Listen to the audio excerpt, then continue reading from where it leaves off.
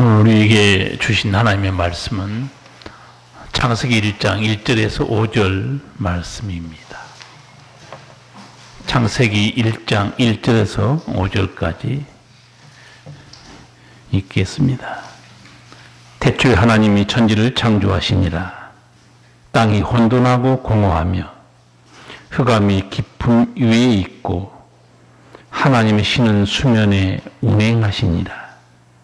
하나님이 가라사대 빛이 있으라 하시매 빛이 있었고 그 빛이 하나님 보시기에 좋았더라. 하나님이 빛과 어둠을 나누사 빛을 낮이라 칭하시고 어둠을 밤이라 칭하시니라. 저녁이 되며 아침이 되니 이는 첫째 날이니라. 아멘. 태초에 하나님이 천지를 창조하시니라. 아무것도 없는 데서 만물을 창조하신 것은 인간이 이해할 수 없는 창조의 신비입니다. 하나님이 하신 일 중에 창조, 또 만들었다, 하셨다, 여러 가지 그 단어들이 나오는데 여기 1절에 나오는 창조는 재료가 없는 데서 무에서 유를 만들 때 쓰는 단어입니다. 우리 사람들도 복제하죠. 짐승도 복제하고 유전자 변형도 해서 곡식도 어마어마하게 열매를 많이 맺게 하고 인간이 뭘 만들든 복제하든 하나님이 이미 창조하신 것을 가지고 할 뿐이에요. 하나님이 창조하지 않았으면 아무것도 인간은 할 수 없습니다. 이 빛이 있으라는 하나님 명령에 빛이 생깁니다. 전에 이 빛은 없었습니다. 하나님께서 이 빛을 시작해서 만물을 창조하잖아요. 천지 만물들은 창조하기 전에 없었던 것들이에요. 창세기를 보시면서 여러분이 깨달아야 될 메시지가 두 가지가 있습니다. 만물은 저절로 생기지 않았다는 것. 또 하나, 우주 만물은 우연히 생기지 않았다는 거예요. 만물은 하나님께서 창조하셨고 만물은 피조된 것입니다. 그와 반면에 하나님은 어떤 분인가? 나는 스스로 있는 자이라 그렇게 말씀해요. 하나님은 스스로 계신 분, 우주 만물은 만들어진 것들입니다. 창세기에 보면 태초에 우리 읽었죠. 하나님이 천지를 창조하시니라. 무에서 만물을 창조하신 하나님, 이 하나님은 어떤 존재인가? 저도 교회에 수십 년 다니는데 목사가 되기 전까지는 이 하나님이라는 뜻을 모르고 신앙생활을 했어요. 너무 황당한 일이에요. 수십 년 교회 다녔는데 하나님 뜻이 뭐지? 목사가 되고 히브리어도 배우고 헬라어도 배우면서 이게 이런 뜻이구나. 하나님이라는 이 단어는 한 분이라는 뜻도 아니고 하늘에 계시다 그런 뜻도 아니에요. 하나님이라는 단어는 힘, 능력이라는 단어에서 나온 겁니다. 그게 복수로 되어 있기 때문에 그렇다고 힘들을, 능력들을 그렇게 번역하지는 않습니다. 전능자란 뜻입니다. 번역을 괜히 하나님으로 해가지고 누가 읽으면 무슨 하나님 누군데 이렇게 무에서 유를 창조하고 처음부터 태초에 전능자가 천지를 창조하셨다. 훨씬 질문이 덜 할 수 있어요. 전능자가 창조한 겁니다. 전능자에게 능치보담이 없습니다. 우리는 하나님 하신 일을 아브라함에게서 보게 돼요. 아브라함 나이 100세에 그 아내 사라가 90세예요. 하나님이 자녀를 주겠다고 그랬어요. 원래 자녀를 주겠다고 약속한 나이가 몇 살 때였냐면 75세였습니다. 10년이 지나도 애가 안 생기니까 어떻게 해요? 애굽에서 데려온 그 하갈이란 여종을 통해서 애를 낳았습니다. 하나님은 너에게 내가 자식을 주겠다 말한 약속한 자식은 그 자식이 아니라고 그래요. 내 본 부인 사라에서 날짜가 내 시다. 그래서 하나님께서 자식을 주겠다고 그러니까 아브라함이 뭐라고 그런지 아세요? 어찌 100세 된 자가 내 아내는 90이 되는데 어찌 자식을 생산하리요? 아주 매우 과학적인 얘기죠. 우리 집 그 여종에서 난 이스마엘이나 죽지 않고 살았으면 좋겠습니다. 그리고 아내도 사라도 90세니까 이 말을 들을 때 비웃었어요. 참 무슨 낙이 있겠는가 이 나이에. 그때 하나님 하신 말씀이 있죠. 여호와께 능치 못한 일이 있겠느냐. 기한이 이를 때 내가 내게로 돌아오리니 사라에게 아들이 있으리라. 그 기한은 1년 후였어요. 말씀하고 1년 후에 정말 이삭이 태어납니다. 그걸 보고 아브라함이 이제 점점 믿음이 깊어진 겁니다. 여러분, 신앙생활 하면서 하루아침에 성숙한 믿음 꿈도 꾸지 마세요. 제가 그제 우리 집사님하고 식사하고 차 마시면서 그런 말씀 했어요. 집사님, 영어 하나 배우는데 피아노 하나 배우는데 몇 년 동안 시간 내고 돈 바치고 열정을 다해야 조금 배우는데 믿음은 아무런 투자하지 않고 시간도 안 내고 열정도 없고 돈도 안 바치는데 믿음이 생긴다? 그건 도둑놈 심보라고 그랬어요. 한번 해보세요. 저도 영어 대학 다닐 때 우리 학교에 예국어 학당이 있었어요. 영어 1년 동안 배웠어요. 학생들은 한 3분의 1가격밖에 안 받았어요. 외부 사람도 30만 원 받으면 학생들한테는 10만 원밖에 안 받았거든요. 그리고 미국 갔어요. 못 알아듣겠어요.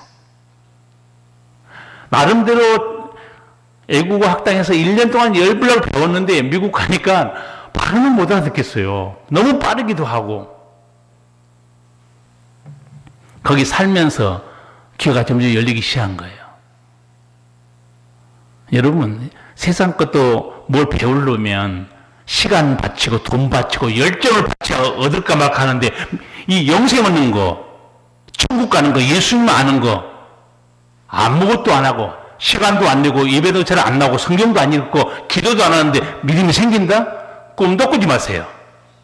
어림도 없는 일입니다. 그 도둑놈 심보예요. 왜 다른 것을 인정하면서 믿음의 세계는 우습게 생각하세요? 난 그렇게 권면했어요.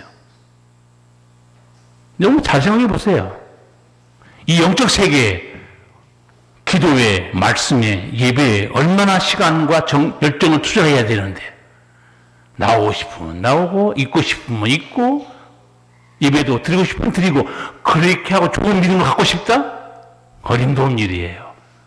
하나도 얻지 못합니다. 계속적으로 방황하고 의심하고 그리고 나중에는 떨어져 나가요. 여러분, 옥토에 떨어진 씨가 열매 맺었다고 그랬죠.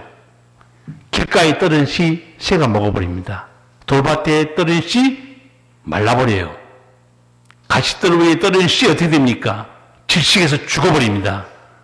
옥토에 떨어진 씨만 결실했다고 그랬어요. 그런데 옥토에 떨어진 씨가 그냥 결실한 줄 아세요? 어떻게 결실했다고 그래요? 예수님 하신 말씀 잘 들어요. 말씀을 듣고 인내로 지키어 결실하는 자니라. 보세요. 말씀을 듣고 지키고 인내하면서 결실한 거예요. 무슨 이 믿음 이거 영생 얻는 거 인내하고 지키고 그런 것도 없이 예배당만 왔다 갔다 꿈도 꾸지 마세요. 세상 것도 얻는데 쉽지 않은데 하물며 영생 얻는데 그렇게 여러분 쉽게 생각하세요? 천국을 아무나 갑니까? 예배당 나왔다고 천국 간다고 믿지 마세요. 제가 늘 드린 말씀이 있어요. 예배당이야 누구나 나올 수 있어요. 그러나 천국 아무나 못 갑니다. 바르게 믿어야 돼요. 제대로 알아야 됩니다. 아브라함 하나님을 경험하기 시작해요. 그러고 나서 믿음이 깊어집니다. 그렇죠. 하나님 체험해야 됩니다. 하나님 알아가야 돼요. 아브라함의 믿음을 사도 바울이 설명해 줍니다.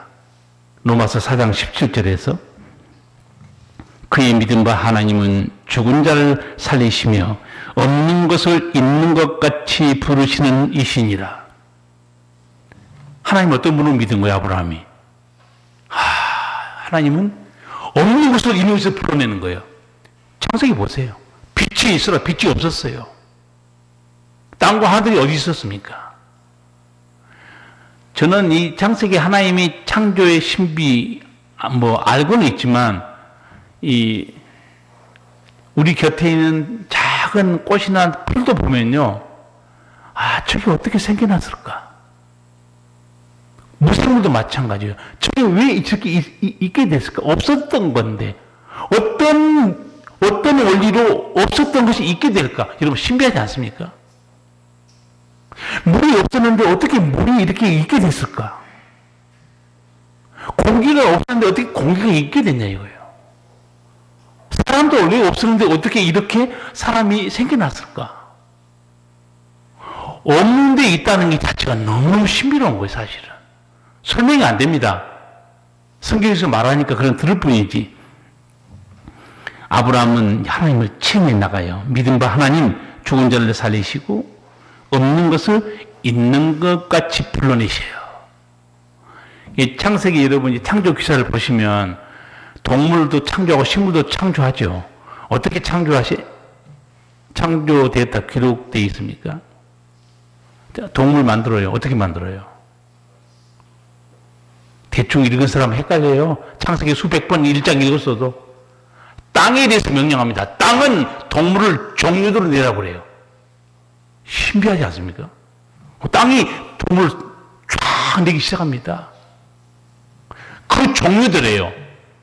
그래서 여기서 지금 현대의 과학과 성경이 충돌합니다. 성경은 종류대로 말해요. 진화론 자들은 진화됐다고 말해요. 제가 대학 다닐 때 창조냐 진화냐 그 특강을 들은 적이 있어요. 그 한 교수님이 와서 이렇게 설명한 거예요. 원숭이에서 사람이 진화됐다고 말한다는 거예요. 그러니까 예를 들어서 원숭이가 사람 되는데 한 5,000년 걸린다. 그러면 2,500년 지났으면 원숭이가 반쯤 사람이 됐어야 한다는 거예요. 진화되니까. 지금 반쯤 원숭이가 반쯤 사람 된 거 본 적 있어요, 여러분? 아니, 시간상으로 그게 보라는 거예요. 진화됐다 그러면. 그럼 지금도 계속적으로 그 중간 과정, 거의 닮은 과정, 그게 나와야 한다는 거예요. 없다는 거예요. 어느 부분에 학문적으로 진화된 부분이 있을 수 있지만 하나님은 그 종류대로 창조하신 거예요. 하나님의 창조의 신비는 우리가 알 수가 없습니다. 전에 없었던 하늘, 땅, 만물들이 말씀으로 갑자기 생겨난 겁니다. 인간도 마찬가지죠. 신비해요.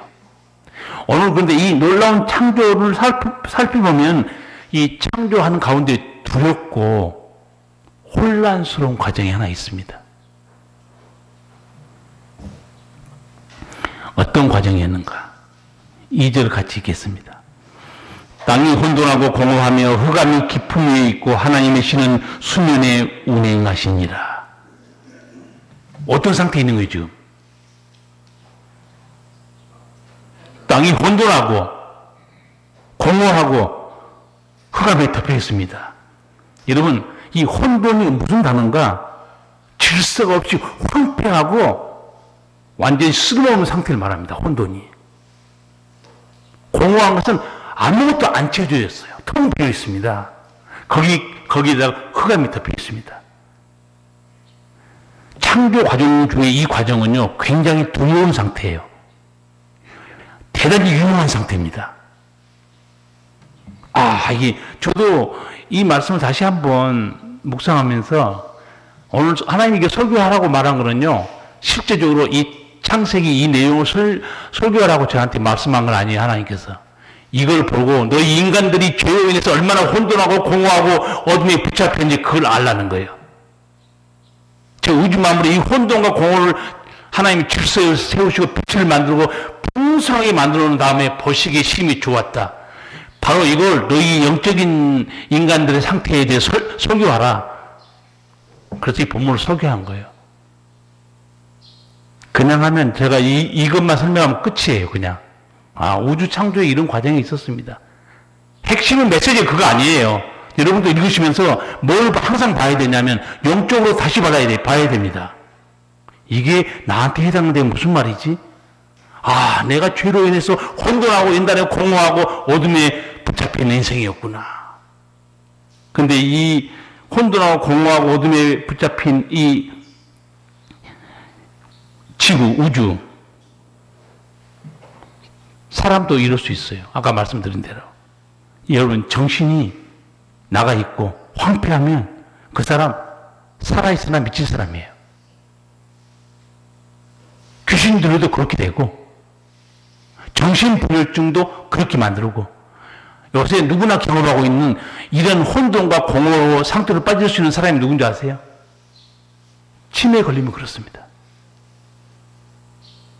치매만 걸려도 그렇게 돼버려요.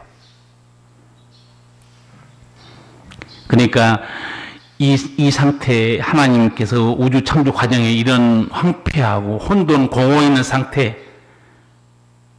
우리 인간도 똑같다는 거예요. 죄에 붙들린 인간이 이런 모습이라는 거예요. 거기다 어둠의 세력이 붙들려 있습니다.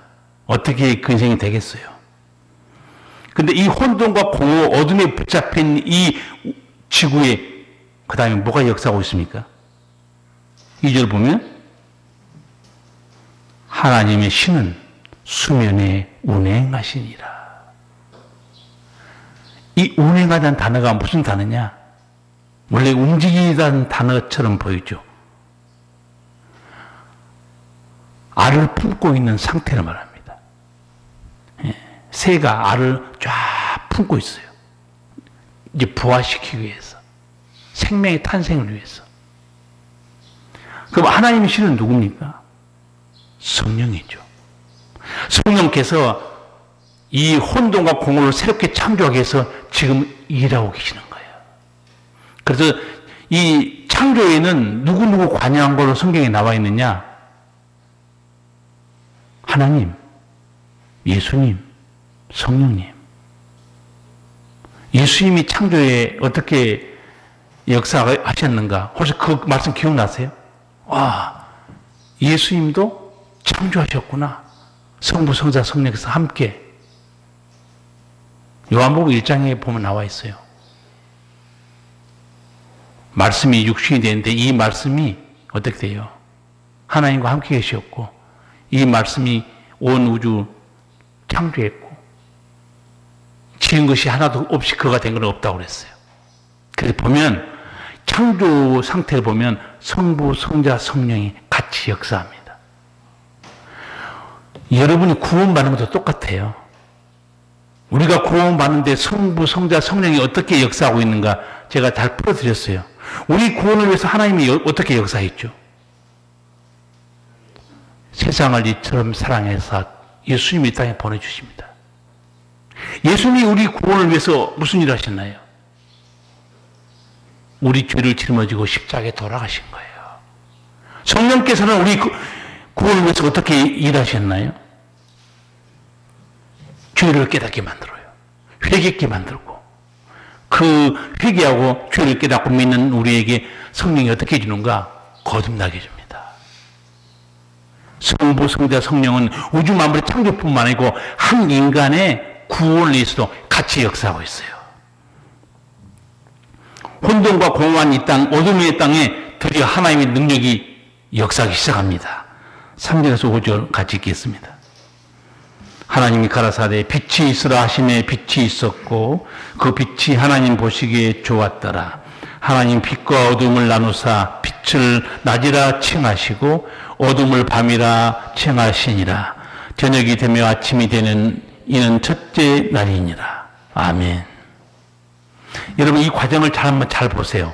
혼돈과 공허, 흑암에 덮여 있는 이 천지에 뭐가 비칩니까? 빛이 쫙 비칩니다. 영화로 보면 기가 막힌 장면이겠죠.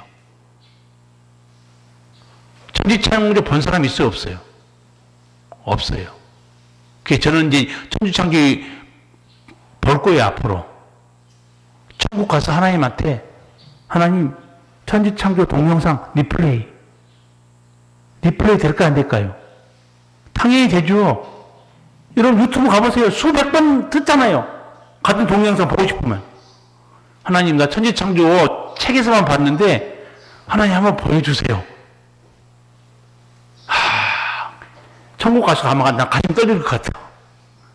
나 천국 가서 하나님께 보여달라는 게 한두 가지 아니에요. 홍해에 그 물 갈라진 거, 그거 좀 리플레이 좀 해주세요. 하나님 해줄까, 안 해줄까요? 뭘 그런 걸 보고 싶냐? 그럴 분이 아니에요. 아버지, 나는 그 홍해에 갈라질 때 거기 없었거든요. 나 한번 느끼고 싶어요. 우주 창조할 때 그 놀라운 장엄한 신비, 하나님 나 지금 보고 싶어요. 지옥 가면 못 봅니다. 지옥에는 하나님 역사 안 해요.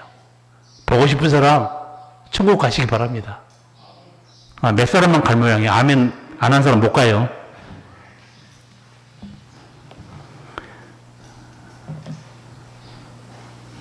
예수님께서 이 빛에 대해서 본인도 세상의 빛이라고 말씀했어요. 그렇죠? 이 빛이 뭡니까? 하나님이 창조한 이 빛. 태양은 빛입니까? 혼돈하지 마세요. 태양은 몇째 날 만들었어요? 여러분 시험 좀 봐야 돼. 시험 봐서 학기 못하면 유급시켜야 돼. 태양은 넷째 날에 만드십니다. 하나님의 첫째 날에 만든 창조한 빛은 태양빛이 아니에요. 정말 신비한 일입니다. 모든 빛이 되는 근원되는 빛이에요. 이 빛은 성경에서 뭐라고 표현하느냐? 빛은 생명, 구원, 율법, 소망을 등을 나타내는 말이에요. 빛은. 어둠은 뭡니까? 뭐에 대한 상징이에요? 어둠은 죽음, 고통, 심판, 절망, 악에 대한 상징들이에요. 근데 이 예수님께서 어둠을 사탄의 권세라고 빗대어 말하는 적도 있어요. 요한복음 8장 12절. 그리고 좀 암송할 수 있는 말씀이에요. 나는 세상의 빛이니 나를 따르는 자는 어둠에 다니지 아니하고 생명의 빛을 얻으리라. 예수님이 자신을 이렇게 나는 뭐뭐이다 이렇게 표현한 게 요한복음에 몇 군데 나오죠. 나는 길이요 진리요 생명이다. 인간은 그런 말 못해요. 인간이 만약에 그렇게 말하면 그 인간은 정신병자입니다. 인간은 진리가 아니에요. 길도 아니고 생명도 아닙니다. 나는 세상의 빛이다. 나는 선한 목자다. 나는 생명의 떡이다. 여러분 예수님께서 여러 군데서 이렇게 말씀하잖아요. 요한복음 8장 12절에서 나는 세상의 빛이니 나를 따르는 자는 어둠에 다니지 아니하고 생명의 빛을 얻으리라. 예수님이 구원의 빛이에요. 예수님을 따르는 자는 어둠에 다니지 않습니다. 사망길에서 헤매지 않아요. 어둠에 속한 자는 칼을 빨라 알지 못해요. 제가 이렇게 설교했더니 아침 일부에서 한 권사님이 아버지 그런 거예요. 왜 권사님이 아버지 그런 줄 아세요? 내 남편이 어둠 속에 방황하고 있다는 거예요. 내 자식이. 권사님 한숨을 쉬어요. 아버지 설교 내가 하고 있는데 중간에 가슴에 안타까움이 밀려오는 거예요. 여러분 그 감동이 없는 사람은 졸고 있거나 아니면 천국 혼자 가고 싶은 사람이에요. 그렇게 말씀드린 권사님이 막 그렇게 말하고 내가 그래서 설명했더니 가슴을 치는 거예요. 내 남편이 어둠에 헤매고 있고 내 자식이 어둠 속에 헤매고 있다는 거예요. 예수님께서 요한복음 12장 35절에 이어서 이렇게 말합니다. 아직 잠시 동안 빛이 너희 중에 있으니 빛이 있을 동안에 다녀 어둠에 붙잡히지 않게 하라. 어둠에 다니는 자는 그 가는 바를 알지 못하느니라. 아멘. 어둠에 속한 자, 주님을 안 따르는 모든 자를 예수님은 어둠에 속한 자라고 말해요. 왜? 빛은 예수님밖에 없기 때문에. 이 빛이 얼마나 중요하냐. 길이 보여줘요. 생명길과 사망의 길. 어떤 대형 버스 기사가 내비게이션을 켜고 강원도 이렇게 바닷가로 따라가는데 자기 한 번 때문에 내비게이션만 믿고 가다가 죽을 뻔했다고 그러더라고요. 왜 그러냐고 그랬더니 아니 내비가 가르쳐 주니까 쫙 달리는데 앞에 가보니까 낭떠러지예요. 브레이크를 밟아서 자기 살았다는 거예요.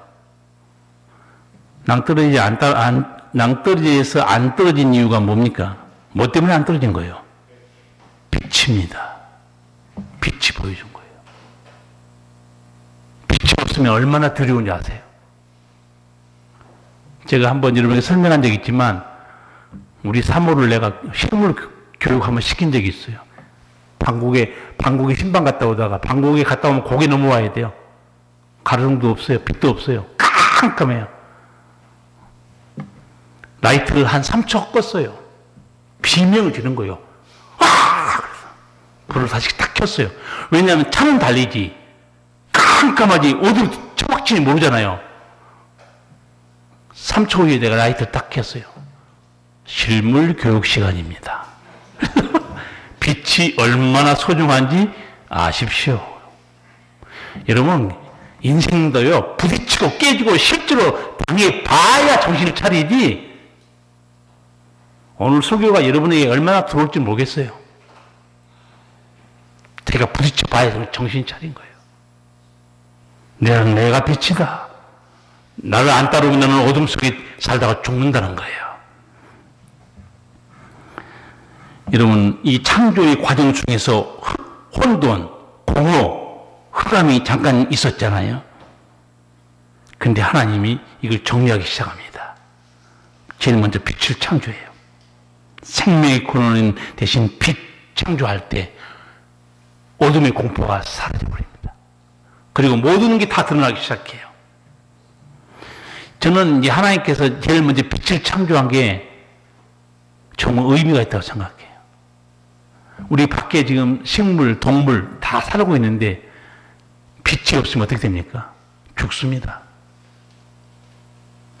하나님이 우리처럼 머리가 나빠가지고 사람 만들고 식물 만들었는데 너무 꼼꼼하잖아. 빛을 만들어야 되겠네? 그렇게 안 했어요. 사람을 언제 며칠 전에 만들었죠? 맨 마지막 날에 합니다. 다 우리가 살 수 있는 환경을 다 만들어 놓고 그 다음에 인간을 창조합니다. 아버지께서 인간에 대한 배려예요. 그러니까 엄마들이나 아빠들이 애 낳으면 하나님 따라서 똑같이 합니다. 애 낳기 전에 어떻게 해요? 애 용품 다 사놓습니다. 그리고 애 방에 도배를 뭘로 안 좋아하세요? 동물로, 식물로 도배를 해요. 그 에덴 동산에 있는 그대로 하고 있는 거예요. 그리고 애 책장에다 뭘 달아줘요? 모빌 달아놓죠. 그 하나님께서 하늘의 별을 다 붙여놓은 거 똑같이 흉내내고 있어요. 자식이 부모를 생각한 게 아니고 부모가 자식을 생각해서 다 준비해요. 하나님께서 그렇게 창조하신 거죠. 성도 여러분, 살다 보면 내 인생이 공허와 혼돈에 빠질 수 있어요. 어둠에 붙잡힐 수 있습니다. 그럴 때 예수님 붙드셔야 돼. 빛 대신 예수님께로 나가야 됩니다. 예수님을 모셔야 혼돈과 공허, 어둠에 덮인 내 인생이 살아나요. 행복이 찾아옵니다. 평안이 찾아오고 숨을 쉴 수 있는 거예요. 아까 권사님도 기도해 있지만 지금 코로나로 주님 우리가 이 어려운 때 어떻게 살아야 됩니까? 혼돈과 공허예요. 질병과 경제 문제로 혼돈과 공허입니다. 소상공인들이 뭐라고 외치는지 아시에요? 굶어 죽거나 병들어 죽거나 마찬가지라는 거예요. 막 소리칩니다. 장사 못해서 굶어 죽거나 코로나 걸려서 병들어 죽거나 똑같은 거 아니냐? 정부에서도 이제 할 수 없이 이제 11월쯤 되면 7, 80% 접종 완료가 되고 그러면 지금 2,000명 넘어갑니다. 우리는 옛날에 300명 넘어도 깜짝 놀랐어요. 지금 2,000명 넘어가요. 정부에서 3,000명 돼도 이제 위드 코로나와 함께 생활하도록 다 규제 풀겠다고 얘기하더라고요. 어느 정도 이제 의사 선생님들 모여서 회의한 것 같아요. 질본에서. 이제 많이 맞고 하면 항체도 생기고 좋아지지 않겠냐. 지금 이 어려운 때 사람이 고통이 끝나야 마음이 평안이 와요. 풍파가 없어야 마음에 쉼이 있습니다. 사람들을 어려운 데서 먹고 살고 예를 쓰고 있어요. 사람들이 삶이 어떤 삶인가? 잠언 14장 13절 이렇게 말합니다. 웃을 때에도 마음에 슬픔이 있고 즐거움의 끝에도 근심이 있느니라. 이거 지혜자 솔로몬이 전국을 찌르는 말씀하고 있어요. 내 인생에 웃음이 찾아와야 슬픔이 사라지지 않습니까? 그런데 왜 웃을 때도 마음에 슬픔이 있다고 그랬죠? 마음이 즐거우면 근심이 사라지는 거예요. 그런데 즐거움 끝에도 근심이 있다고 그랬어요. 이거 죄인의 삶을 깨트리고 있어요. 솔로몬이. 이게 무슨 말인지 아세요? 너 부리로 재물을 모아봐라. 즐겁냐? 너는 근심이 떠나지 않을 것이다. 왜? 죄 때문에 나중에 다 뺏기기 때문에. 전국을 찌르고 있어요. 성공했냐? 웃고 즐겁지. 부리로 성공한 사람들 속을 벌벌 떨고 있습니다. 우리는 방송에서 그걸 너무 많이 보고 있어요. 권력으로, 불법한 방법으로 땅 투기하고 어디 개발하고 하나씩 다 뺏기고 감옥 들어갑니다. 하나님 없는 인생, 너 웃을 때에도 내 마음에 두려움이 있어. 또 하나, 왜 즐거운 끝에도 근심이 있는가? 솔로몬의 말은 이런 뜻이 있습니다. 너는 내일 일을 하지 못하기 때문에 그렇다는 거예요. 지금 잘 나가도요, 사람들 걱정합니다. 내일은 괜찮을까? 오늘 장사 잘 됐는데도 내일도 괜찮을까? 오늘 건강하는데 내일도 무상할까? 좀 몸이 안 좋으면 이게 문제 있는 거 아닌가? 이게 웃음 끝에도 근심이 있는 인간의 모습이에요. 그런데 반대되는 말씀도 있습니다. 잠언 10장 22절입니다. 여호와께서 복을 주심으로 사람으로 부하게 하시고 근심을 겸하여 주지 아니하시느니라. 야, 이런 은총도 있네. 하나님께서 복을 주셨는데 사람으로 부하게 해주는데 근심하지 않게 해준다는 거예요. 이거 어떤 사람일까요? 예수 믿는 사람은 무슨 말인지 알아들을 거예요. 하나님께 받은 복은 어떤 복인 줄 아세요? 진리로, 말씀으로, 죄악의 방법을 하지 않고. 그러면 하나님께서 진리와 죄악의 방법을 하지 않고 진리로 살아가잖아요. 하나님은 은총을 베풀어줘요. 두려움이 없습니다. 죄 때문에 빼앗길 일도 없어요. 두통나서 다 창피당할 일도 없습니다. 기도와 예배와 하나님의 경외함으로 얻은 은총, 그 은총 속에는 근심이 없어요. 이런 삶이 있다는 거예요. 여호와께서 베풀어 주신 복을 누리는 사람, 그런 근심과 불안 속에 살지 않는다는 거예요.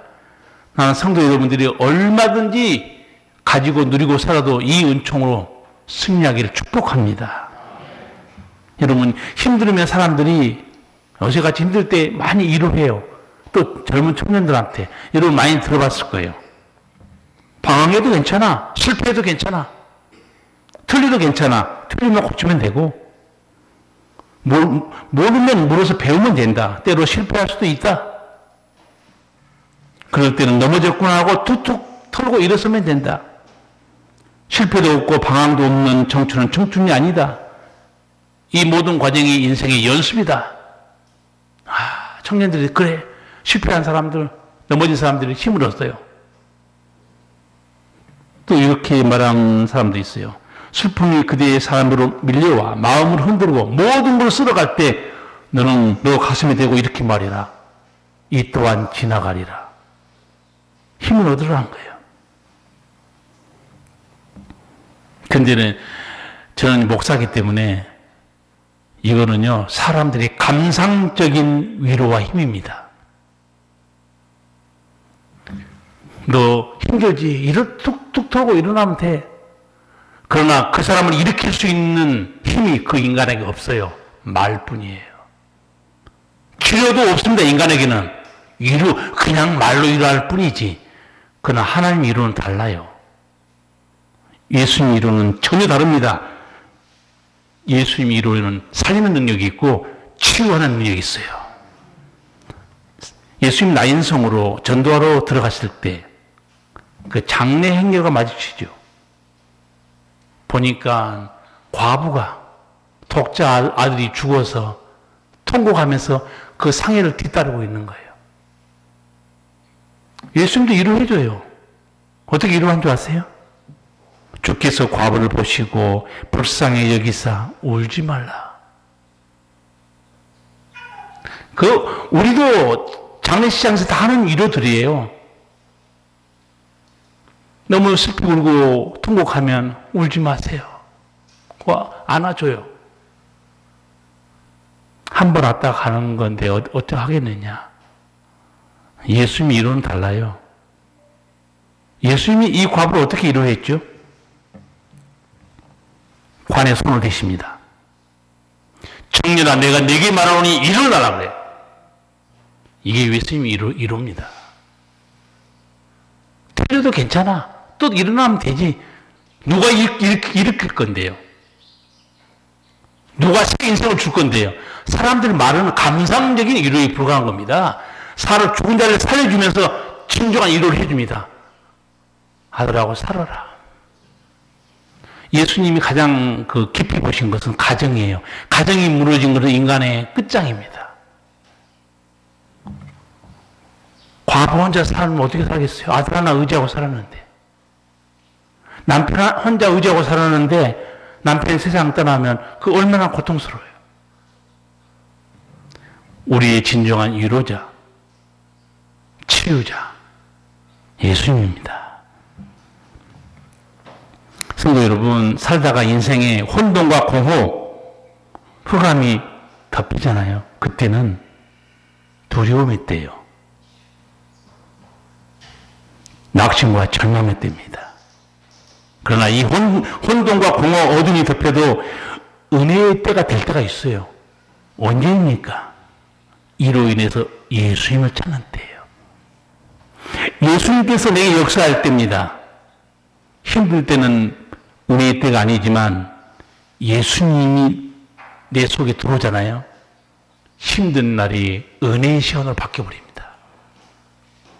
마치 하나님께서 혼돈과 공허에게 질서를 주시고 보시기 아름답게 풍성하게 채우신 것처럼 내 인생의 혼돈과 공허를 정리하시고 풍성한 은혜로 채우신 분은 예수님이에요. 여러분, 예수님께서 여리고 지나가시다가 그 거지 소경 고친 사건을 기억할 거예요. 예수께서 제자들과 허다한 무리와 함께 여리고에서 나가실 때 디메오의 아들 소경 거지 바디메오가 길에 앉았다가 나사렛 예수시란 말을 듣고 소리질러 가로되 다윗의 자손 예수여 나를 불쌍히 여기소서. 여러분, 앞을 못 본 사람이 누구한테 고쳐달라는 거예요? 여러분, 성경 볼 때 지난주에도 설교했지만요, 고칠 수 없는 사람을 예수님께 데려온다. 그 사람은 어떤 사람이라고 그랬어요? 예수님의 능력을 알고 있는 사람이에요. 예수님 능력을 알기 때문에 그 사람 데려온 거예요. 중풍병자도 앞을 보지 못하고 봉어리 소경된 사람도 예수님 능력을 모르는 주제에 어떻게 데려와요? 여러분 잘 보세요. 데려왔다는 거는요, 예수님 능력을 알기 때문에 데려온 겁니다. 두 번째, 뭐를 알기 때문에 데려오는가? 예수님의 사랑을 알기 때문에. 예수님은 어떤 사람도 다 품어주신다는 거예요. 그 데려온 거예요. 근데 이 사람은 예수님께 찾아갈 길이 없어요. 앞을 못 보니까. 이 거짓 소경 바디메오, 나는 이름 보고 충격받았어요. 아무리 그렇다고 이름을 이렇게 지으면 안 되죠. 제가 야베스란 이름 뜻, 야곱의 이름 뜻, 이렇게 가끔 이름 뜻도 설명해 주는데, 이 바디메오 이름 뜻이 어떻게 되어 있냐면, 아들이란 단어하고 혼돈, 더럽다는 단어가 합쳐진 단어예요. 아무리 자기 자식이 앞을 못 본다고 그 인생이 버림받고, 쓸모없는 인생이라고 해서 그 아들 이름 이렇게 지으면 되겠습니까? 여러분 자식들 이름 지을 때 어떻게 지어요? 어마어마하게 짓습니다. 거창하게 지어요. 아들 이름, 딸 이름 지은 거 보세요. 그렇게 못 살아서 그게 문제지. 그러면 무슨 뜻이에요? 바디메오란 뜻이 너는 쓸모없고 버림받은 그런 인생이라는 거예요. 그렇게 보였겠죠. 자기도 앞을 못 보고 그렇게, 그도 앞을 못 본 사람이지만 또 이 사람 거지 아니에요. 얼마나 불쌍합니까? 이런 혼돈과 공허 어둠에 사로잡히는 바디메오가 예수님 지나간다는 말 듣고 소리를 지르기 시작합니다. 나중에 사람들 시끄럽다고 그래요. 시끄럽다 해서 이 바디메오가 기가 죽었습니까? 성경 보세요. 어떻게 되어 있는가? 더 크게 소리 질러. 예수님이 딱 듣습니다. 여러분, 예수님이 내 기도 들으시면 그건 이제 끝난 거예요. 해결됩니다. 예수님 그 복잡한 군중 소리 속에서 바디메오 소리를 딱 듣습니다. 예수님 멈춰요. 여러분, 예수님이 내 음성은 듣도록 부르짖기 바랍니다. 여러분 인생 살아보니까 지금까지 깨달음이 있죠? 내 인생으로 살아서 해결된 게 뭐가 있어요? 불쌍한 인생이 됩니다. 교만에 빠질 뿐이에요. 아무것도 얻지 못해요. 주님이 우리에게 찾아오고 있어서 내 능력과 지혜로 살아라. 그렇게 부르는데 마음을 열지도 않아요. 폰만 잡고 그냥 겉모습으로 신앙생활에서 너무 많아요. 불쌍한 거죠. 저주 같은 이 소경의 삶을 붙들고 있던 어둠의 권세가 떨어져 나갑니다. 힘들고 어두울 때 예수님 만나면 그때가 은혜의 때예요. 그때가 치유받을 때입니다. 성경에 보면 혼돈과 공허, 어둠에 붙잡힌 인생들이 한두 명이 아니에요. 여러분 2,000마리 군대 귀신 들린 그 사람 어떻습니까? 돌로 몸을 찢고 무덤에 살고 소리 지르고 있어요. 그게 인생입니까? 혼돈과 공허, 어둠에 붙잡힌 상태지. 7 귀신들을 막 달라 마리아는 어떻습니까? 그런데 엄밀히 보면요, 죄에 붙들린 모든 인생이 이렇게 죄 때문에 혼돈하고 공허하고 어둠에 붙잡혀 있습니다. 죄 때문에. 그래서 예수님께서 바리새인들에게 공교롭게도 요한복음 9장에도 나면서 소경된 사람 고치는 기사가 나와요. 이 때문에 예수님이 유대인들과 논쟁이 붙은 게 있어요. 그들은 뭐라고 그러냐면 우리는 다 알고 있기 때문에 당신 말 들을 필요가 없다고 그래요. 예수님이 하신 말씀 읽어드릴게요. 요한복음 39절입니다. 예수께서 가라사대 내가 심판하러 이 세상에 왔으니 보지 못하는 자들은 보게 하고 보는 자들은 소경되게 하려 함이라. 보는 사람은 못 보게 만들고 못 본 사람은 보게 해준다는 거예요. 이게 어려운 말입니다. 이게 무슨 말인가? 보지 못한 사람들, 주님 나는 영적 세계 몰라요. 나는 구원의 진리도 몰라요. 내 눈 좀 뜨게 해주세요. 그러면 예수님 보게 해준다는 거예요. 그러나 나는 예수 필요 없어. 난 다 알고 있어. 그 사람들은 예수님께서 어둡게 해버립니다. 예수님 안 만나면 길이 없어요, 원래.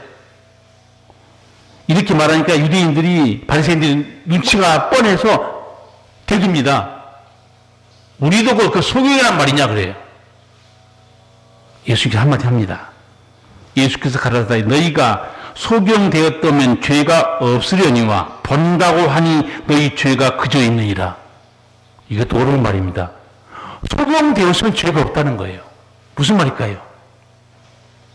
소경되었으면 주님 우리는 진리를 잘 모릅니다.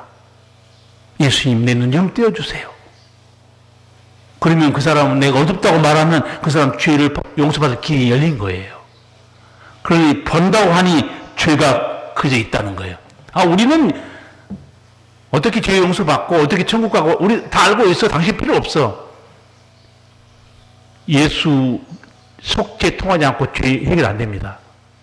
그러니까 예수님이 너 보고 있니? 너 나름대로 죄 용서받는 길이 있다고 생각하니? 너 죄는 영원히 그대로 있어. 이 무서운 말씀이에요. 사실 바리새인이나 우리나 다 영적으로 무지합니다. 어둠에 붙잡혀 있어요. 성도 여러분, 내 삶이 혼돈과 공허, 어두워져서 예수님을 찾게 되면 그때가 은혜의 때가 된 줄 알고 실망하지 말고 붙으시기 바랍니다. 얼마 전 여러분이 방송에서 한번 본 사람도 있을 텐데 저는 방송 들어보니까 이 사람이 예수 믿는 사람 같더라고요.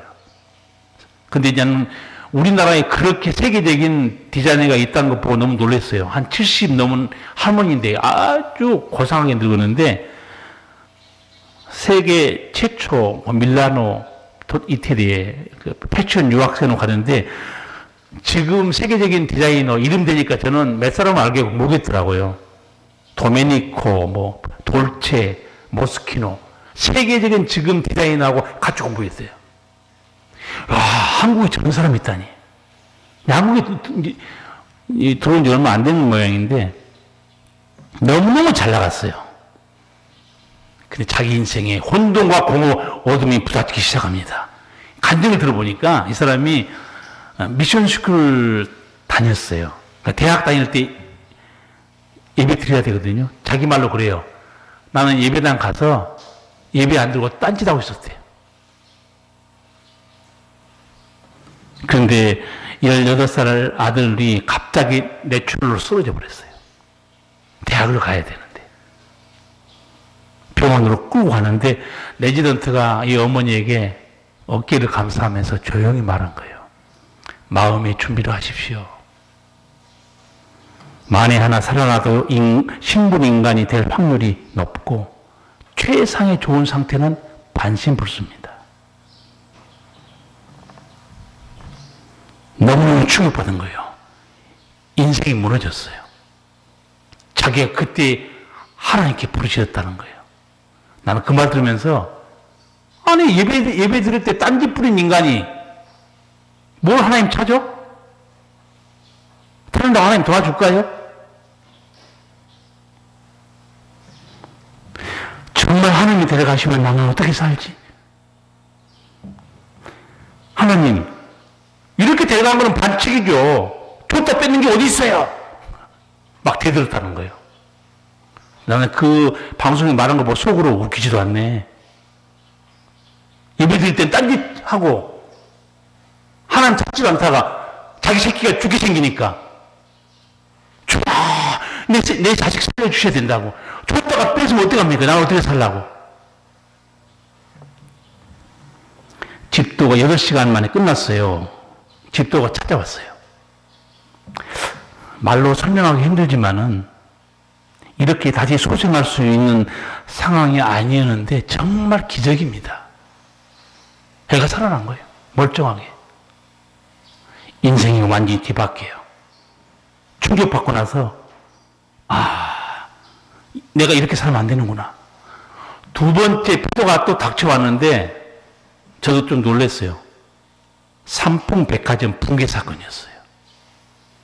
자기가 이제 한국 들어와서 삼풍백화점에 출근하면서 거기 디자인실이 있었나 봐요.